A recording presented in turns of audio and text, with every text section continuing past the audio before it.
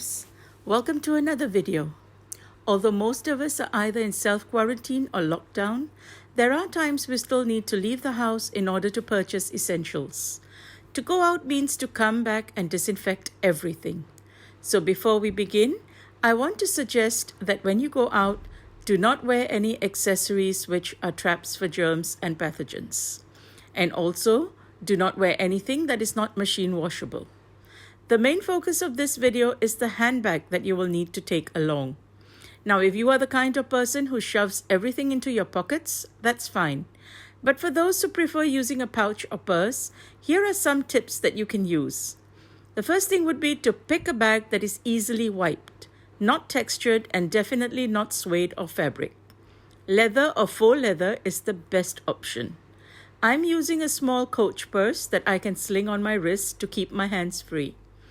Or you can also use a small bag like this one, just to carry the essentials that you will need. You can loop it into your belt or use the string to sling it. Now let's look at the things that we need to have inside the bag. We only want to carry along what we absolutely must, nothing else.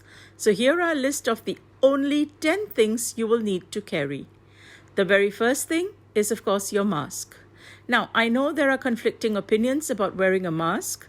I will let you decide, but personally, I am following the directive from WHO, which I will leave in the description box below. Now, keep a few masks handy in your bag when you go out. Handing one to someone who is elderly or coughing might even save a life or two. And when selecting the mask, try to get one which has elastic. It is so much easier than fumbling with strings which come loose very easily. Retying it with unsanitized hands and fingers defeats the purpose altogether. Now, the second item you will need is a pair of gloves. Of course, you will need disposable gloves. Wearing gloves will protect your hands from coming into contact with frequently touched surfaces, especially railings. Even though you have protected your hands, you will still be touching food items that you will be bringing back home. So let's go to the next tip to solve that problem. So the next tip is to keep tissues available in case you need to touch any doorknobs or handles. A tissue is also a great way to pick up something that is not pre-packed. Pick it up and put it into a bag. Dispose of the tissue immediately after a single use. Now, number 4 is your sanitizer.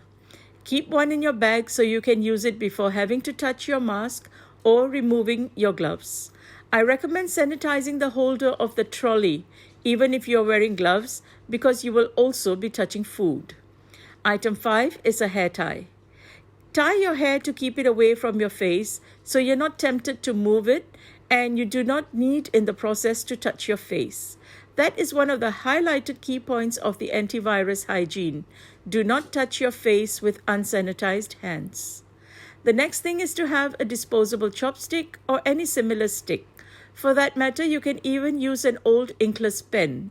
It's a great way to avoid touching the buttons in the elevator. Next is in regards to your mobile phone. We all carry our mobile phones, but do not use it unless absolutely necessary. I put mine in a little baggie. If you do need to use it, it does work through the plastic. And that brings us to my next item, which is the Ziploc bags. Keep a few extra ones handy in case you can't find a place to dispose of the mask, gloves, or tissues. Item 9 is a proof of your residential address. In some places, including over here in Kuala Lumpur, we are not allowed to go further than 10 kilometers from our residence. So it's important to have a utility bill or any sort of identification which carries your home address. And number 10 is to go cashless. You don't want to touch notes and keep them in your bag in the chance that they have been handled by someone who is potentially a carrier. Use a single credit card or debit card for your outdoor purchases. The best mode of payment is to use PayWave so that it does not come into contact with anyone or anything. But if you do need to insert the card into the terminal, request to be allowed to do it yourself. After using, replace it into the Ziploc bag. At this point, avoid using a wallet with multiple cards and cash inside. Now, some might even consider leaving the handbag outside the house when they come back. While on this topic, let's also touch briefly on the situation where you have delivery people bringing parcels to your doorstep.